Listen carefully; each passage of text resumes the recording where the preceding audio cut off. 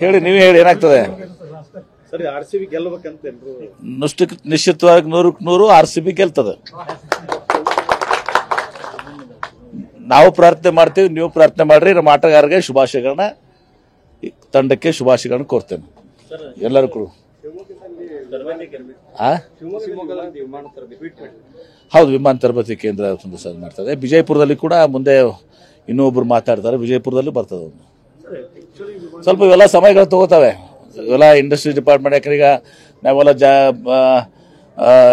ಈಗ global investors meet ಮಾಡಿದ್ದೀವಿ. ತದಾದ ನಂತರ ಟ್ರಂಪ್ ಬಂದು ತಾರೀಫು ಗಿರೀಫು ಮಾಡಿದ್ಮೇಲೆ ಒಂದು ಸ್ವಲ್ಪ ಎಲ್ಲರೂ ಕ್ಲಾರಿಟಿ ಬರಲಿ ಅಂತೇಳಿ ಸ್ವಲ್ಪ ಹೋಲ್ಡ್ ಮಾಡ್ಕೋತಾ ಇದ್ದಾರೆ. ನಿನ್ನೆ ಇಲ್ಲಿ ನೈಡೆಕ್ಕನ್ನು ಧಾರವಾಡದಲ್ಲಿ ಸುಮಾರು 600 ಕೋಟಿ ರೂಪಾಯಿ ವೆಚ್ಚದಲ್ಲಿ 800 ಜನರಿಗೆ ಒಂದು ಹೈಟೆಕ್ ಇಂಡಸ್ಟ್ರೀಸ್, 6 ಇಂಡಸ್ಟ್ರೀಸ್ ಒಂದೇ ಒಂದು ಜಾಗದಾಗ ಬರ್ತದೆ ಧಾರವಾಡನಲ್ಲಿ.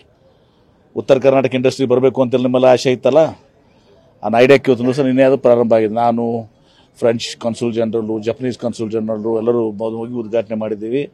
ಇವತ್ತು 800 ಜನಕ್ಕೆ ಇವತ್ತು ಈಗ ಸದ್ಯಕ್ಕೆ ಅವ್ರಿಗೆ ಉದ್ಯೋಗ ಸಿಗ್ತದೆ. ಆಮೇಲೆ ತದನಂತರ ಕಂಪ್ಲೀಟ್ ಇದು ಆದಮೇಲೆ ಎಲ್ಲ ಸಪ್ಲೈ ಚೈನ್ ಹಿಡ್ಕೊಂಡು ಸುಮಾರು 3000 ಜನರಿಗೆ ಉದ್ಯೋಗ ಸಿಗ್ತದೆ.